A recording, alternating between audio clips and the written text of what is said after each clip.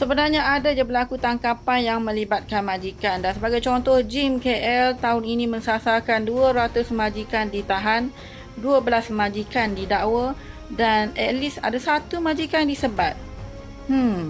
Sebab ya. Ada satu majikan kita terima bayaran RM195,000, RM200,000, RM50,000 dan bila kita keluarkan resip, ya Allah, saya yang rasa sedih. Mungkin kat sini majikan Malaysia kena sedar lah. Okay? Mungkin di sini juga pemain-pemain media di luar sana perlu lebih highlightkan berkenaan dengan apakah hukuman yang sering dikenakan kepada majikan sekiranya mengambil pekerja asing ini secara tidak sah.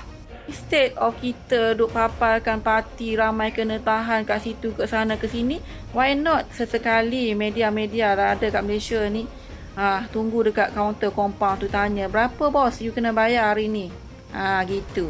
Ataupun tunggu di luar mahkamah sana selepas majikan selesai didakwa ataupun bayar denda di mahkamah. Okey? Macam okey tak idea ni? Bye.